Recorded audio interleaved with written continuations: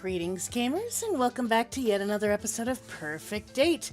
My name, as always, is Esper Lydia. Purrfect Date was developed by the Bay team and produced by Bossa Studios, and I am here to continue Chapter 2 with you. I'm hoping to get through it today, because we don't have much left to do. As you can see, we've only got about 5 segments. I usually do about 3 segments in a video. We'll start with the romance, see how Snooty Booty is dealing with her a la mode Pinky. She is kind of adorable in this picture, for all of her high maintenance issues. And the fact that she's got a collar and, like, bracelets that we saw. When you get catified, do you, like, get catified with stuff? Or did someone put those on her? Be a dear, would you? Snooty Booty's in the habit now of holding out a limp, manicured paw for me to massage. I resignedly oblige. Oh, do you know, that reminds me, I have something for you. Something for me? Gasp! Oh, look at you with your mouth agape. How adorable. Do close it, you'll embarrass us both. I'm sorry.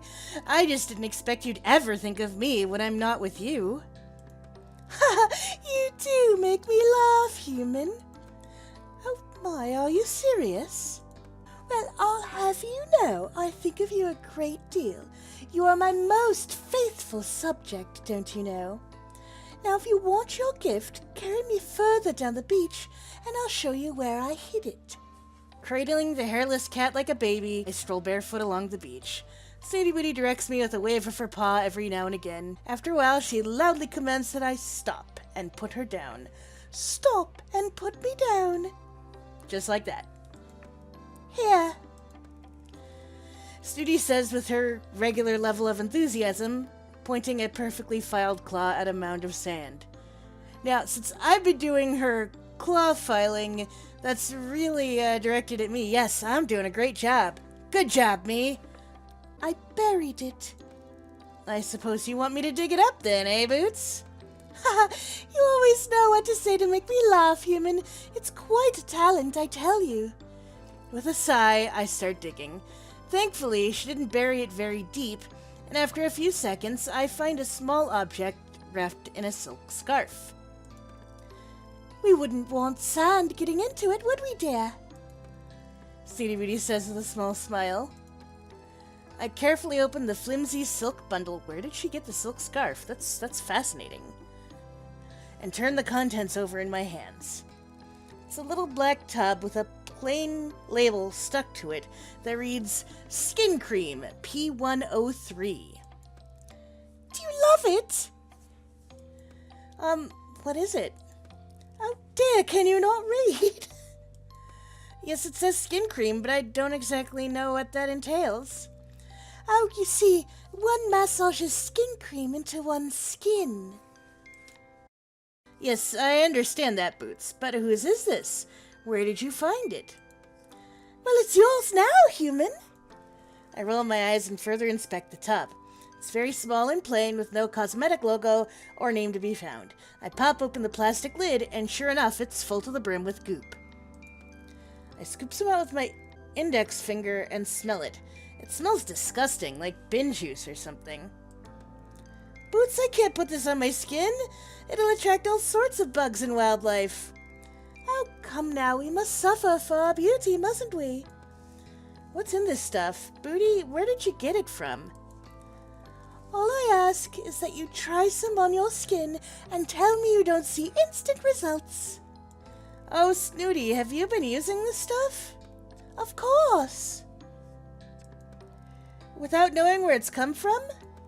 But I know exactly where it has come from. Well then, will you please let me in on the secret? Oh, calm down, human. You'll give yourself more wrinkles. Let us take a moment to ponder how my generosity in giving you a thoughtful gift has developed into you interrogating me in such a brutish manner. I take a deep breath. I do that often when I'm dealing with Snooty Booty. Snooty Booty, I do apologize and thank you sincerely. Of course, I am touched by your generosity and consideration. However, I am also quite concerned for your welfare. Did you take this thing from the lab? Oh no, not at all. Thank goodness. I took it from the stockpile behind the lab where the fire pits are.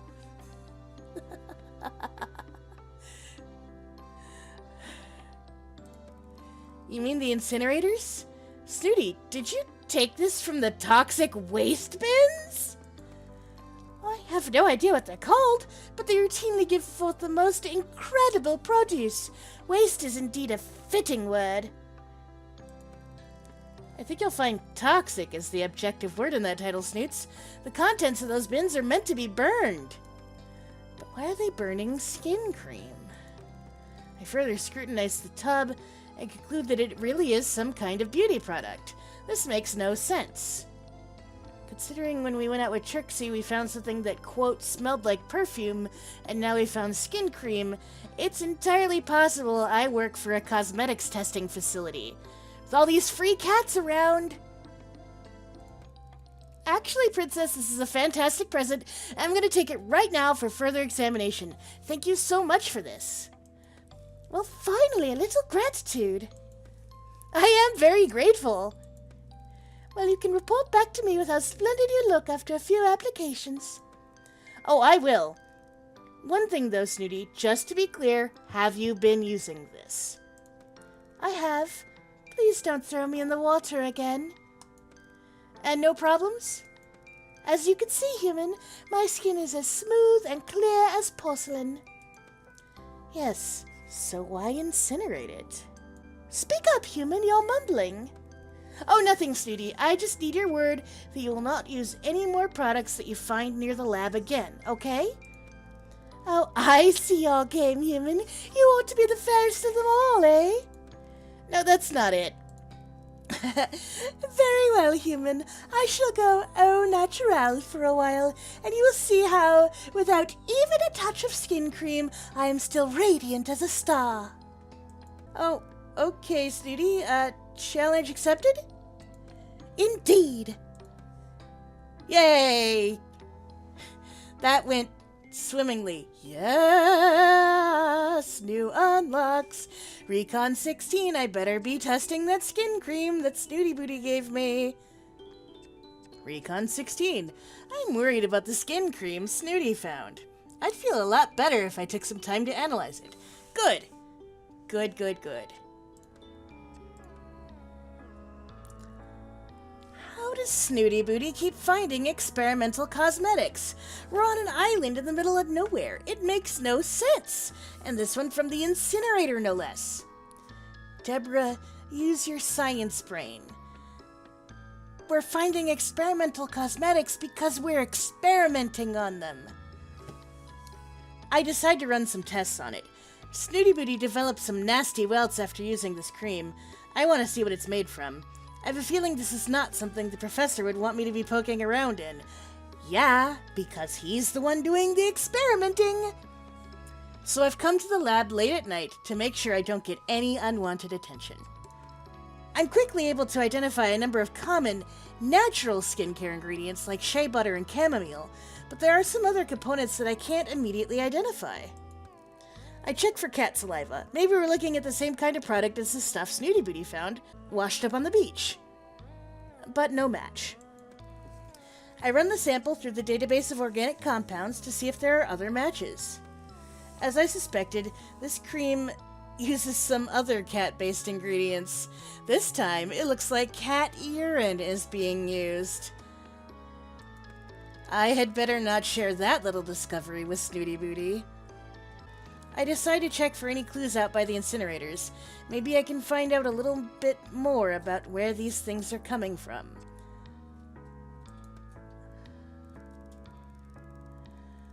At the back of the tent area are a couple of large pits that are for the disposal of harmful waste from the lab. There's nothing incinerating right now, so I can dig around a little in the smoldering ashes. I'm tentatively moving the debris around with a stick.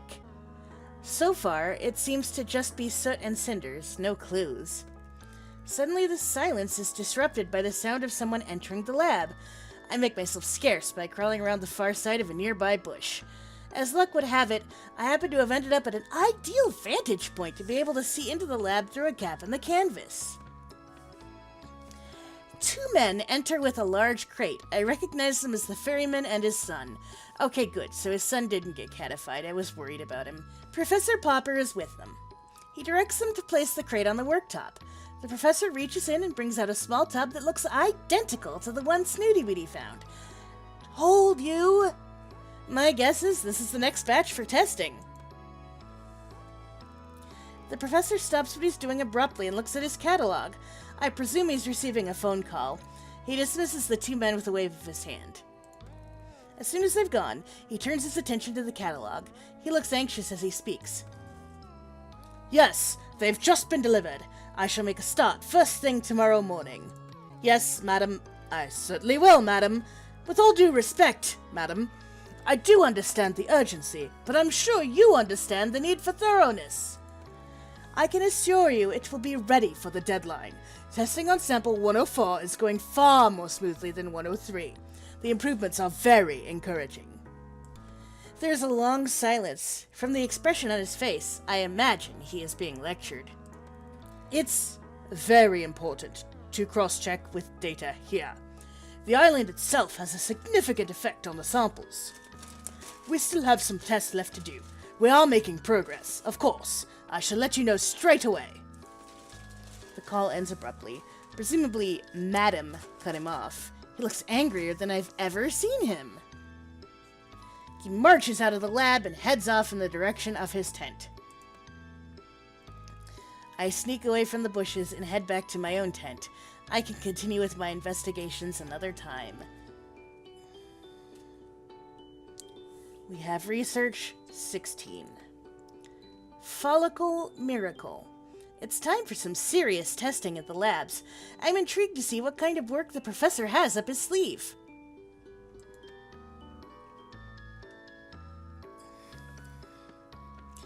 My stomach is queasy. I really don't want to do this. It's strange. I'm used to treating subjects with medication and injections, but something about this doesn't feel right. Hello, you? I smile at the gentle cat on the table in front of me. I look at the syringe in my hand. I turn to the professor. What are we testing for with these meds again? He looks up from his desk. Is there a problem, Deborah? I've already told you, it's supposed to stimulate hair growth. Why do we need to stimulate hair growth? Are you kidding? Anyone who can invent a hair growth solution will make bajillions. Why indeed? However, ours is not to question why, Deborah. The likes of you and I perform the tasks set out by the people who pay our wages. Such is life, eh? The professor returns to his work, and I understand the conversation is over. I look back at the little cat. His name is Smokey. He's a Laoki cat with very short, fine hair. A real sweetie. I suppose the professor is right.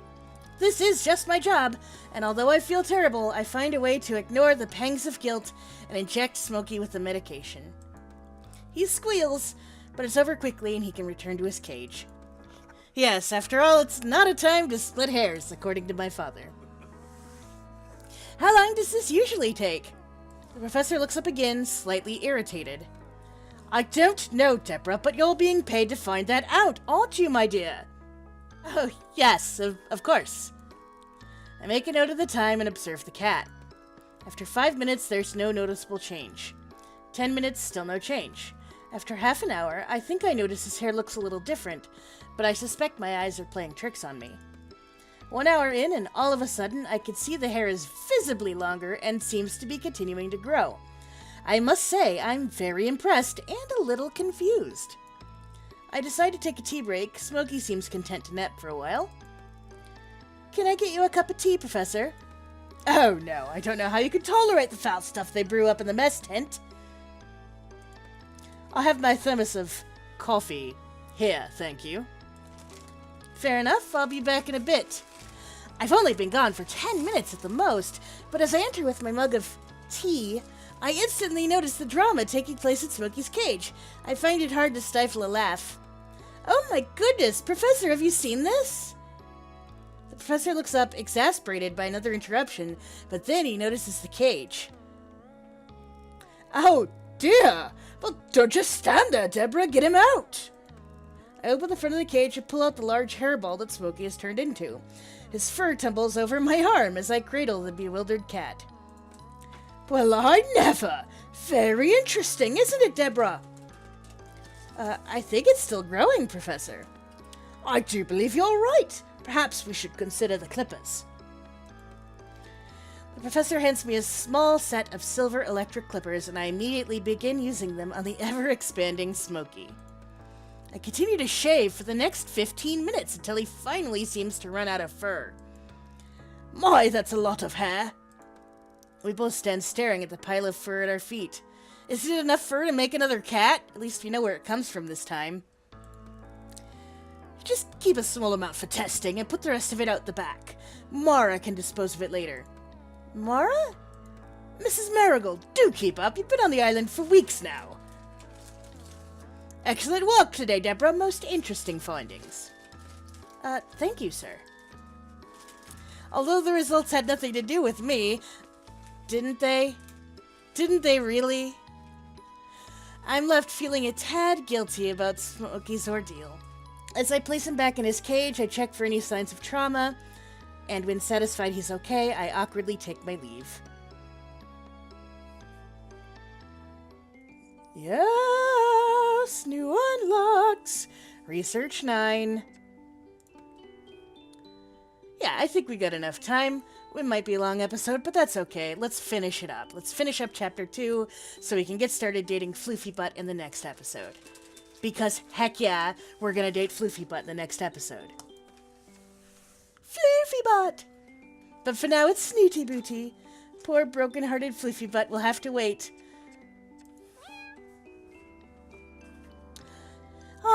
The delicacy of a moment is sometimes only matched by the beauty of the moonlight's reflection on the sea. Snooty Booty turns her big, shining silver eyes up to meet mine. Human, I have lived a long life, and only the first of 9, don't you know? It has been much the same, for as far back as my fragile memory reaches. Seeing the moon reflected on the sea would once mean only that I had stayed awake too long, and that I shall see the same shade of grey reflected in the circles under my eyes the next day. However, seeing how you conduct yourself, human, with the grace of a drunken fruit fly, and yet the confidence of a red-bottomed mandrill, has left me quite inspired. You do not care one bit about how you look. I subtly try to comb my hair with my fingers as Snooty Booty turns her attention back to the moon. I have found, since meeting you, that when one cares less about one's appearance, one finds the capacity to care more about other things. Is that so, Boots? I don't think I look that bad. Quite so, human. Indeed, I have found it rather freeing to bathe in salt water, something which, not long ago, would have caused me to turn grey with anxiety. In the same vein, I feel I am owed some thanks for teaching you a thing or two about proper skincare.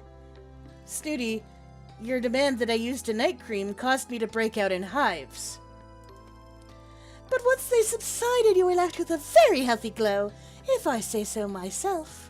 And I do. I sigh. Deborah? Ha ha ha, there's my name!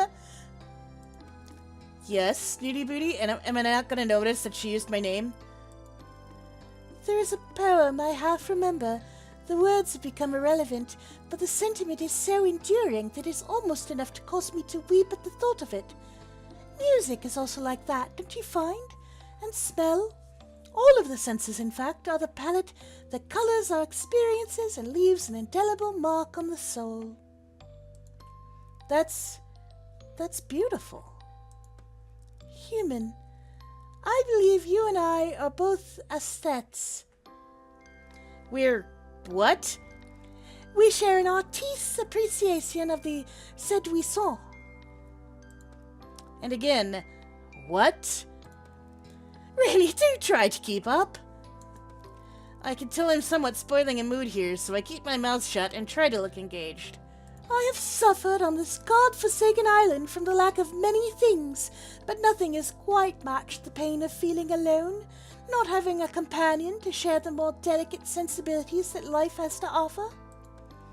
An alluring scent, a vibrant hue, an Epicurean delight, all the subtle joys that are wasted on our more uncivilized cohabitants. It has been like air to my suffocation, sharing time with you, human. Why, Snoots, thank you. I enjoy our time together, too. And so... She plows on as though I am an interruption. I feel that together, you and I might create something rather wonderful. Oh? A masterpiece! Oh, right, a masterpiece. Out of what? Out of us, human. A union, a joining together of souls. A marriage of hearts and minds. She's proposing to me. That's adorable. Are you saying what I think you're saying, Snooty? I am saying that I am fond of you, enough to give me cause to believe that we may be able to commit to each other in the time-honored tradition of love, human. Oh, wow! How exciting! I'm going for the good ending, so I have to love her too. Which is good. I love you too. I'm amazed! What you're saying is more than I could have hoped for. Yeah, you used my name once in this whole evening. That's awesome! So it is agreed, human. You shall dote on me as my equal from now on. Absolutely! I'm 100% sure about the doting. Snooty will certainly keep that part of this agreement. I'm a little more suspicious about the equal part somehow. But as we sit together admiring the huge orange moon, I feel quietly confident she will learn with time and a patient teacher. Alright, so we got one more bit and then our final epilogue for Chapter 2, and then we shall be good. Let's get this party started. Yes, I'm ready. I'm ready for the race. Poor Socks doesn't seem to be getting better. No, it was Smokey that had the hair. Socks was the one with the... not botflies. Okay. We used that cream on him, that's right. I'm worried about Socks. None of the treatments so far seem to be clearing up his wound. Cream 116 hasn't helped one bit. In fact, my gut feeling is telling me it may be the cause of the deterioration. The entire site is now swollen and too sore to touch, even with a soft cotton pad. I decide to ask the professor for his advice. Sorry to disturb you, sir, but I need your advice on Socks. Send a pic, please. I snap a picture of my catalog and send it to the professor. Yes, that does look nasty. Have you tried Cream 116? I did. Sight worse, swollen and inflamed. I suggest persevering. Cream 116 can take a while, but will pay off. I feel doubtful, but resign myself to the professor's seniority. If unsatisfied, try steroid formula in fridge, red bag. I rummage around in the fridge until I find the red bag behind a box of vitamin supplements. Got it. Thank you for your help, sir. I pour the milk into a small bowl and am relieved that Socks seems to like it. I sit with him as he laps it up and keep an eye on him for a while. After about an hour, I'm satisfied he's sleeping happily and all his vital stats are normal. I've come to the forest to gather my thoughts.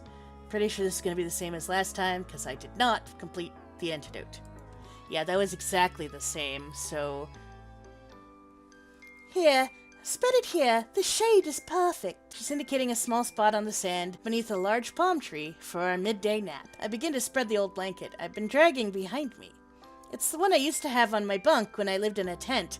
That memory is beginning to fade a little around the edges. I still recall how conflicted I felt, though. I knew I wanted to be with Snooty, but I had a strong urge to keep working on the antidote. Eventually, the decision was made for me. I found it too difficult to remember things in the lab. I kept making mistakes. Then I just sort of allowed myself to sink into my transition. It was quite gentle, and the reward was worth any problems. Yes, this bit of shade is perfect, just like you! I'm such a suck-up. But really, Snoots, I don't know why you need this old thing. The sand is so soft and warm. Also, it creeps me out a bit. It reminds me... For goodness sake, Deborah, you've been a cat for 5 minutes, and already you know what's best for us. May I remind you that you have fur to protect your skin, but mine is exposed and far more delicate. Yes, of course, my love. You have skin like the wings of a butterfly. I'm sure I meant that to be romantic. Yes, and I have no idea why that amuses you so. I'm just happy. You make me happy. Well, you could make me very happy right now. Name it. There's nothing I wouldn't do for you. You really ought to be more mindful of those rash declarations. Thank you. At least one of us has some sense. I mean it. Just name it. Anything. Oh my God, Deborah B. Well, you know, if you're happy, whatever. Fortunately, I have a very kind and humble nature, so I shan't take advantage of your simplicity. All I want is that you fan me with a palm leaf. I look around until I can find one I comfortably curl my tail around. This isn't nearly as easy as it used to be. But practice makes perfect, my dear. We settle down into the peace and quiet of the afternoon, me gently wafting the palm leaf over a snoozing Snoots. How much more blissful could life be? I'm half tempted to warn the new research assistant to just throw in the towel from the start and join us. But I suppose they have their own journey's end. I'm so glad I found mine. You know, if they're happy and safe, I guess that's all that matters. 3 successful days. Excellent. We did very good. We're up to a third of the way through. Yeah, that makes sense. 6 chapters. Perfect. 2 of 18 endings, 0 secrets. Anyway, that's gonna do it for me. Thank you all so much for watching. As always, I really do appreciate anything you can give me. Like, subscribe, do the YouTube stuff. If you have any suggestions for any other weird or interesting games, let me know. I'll keep going with this one until I've done the whole thing. We'll see what happens from there. And as always, keep on gaming.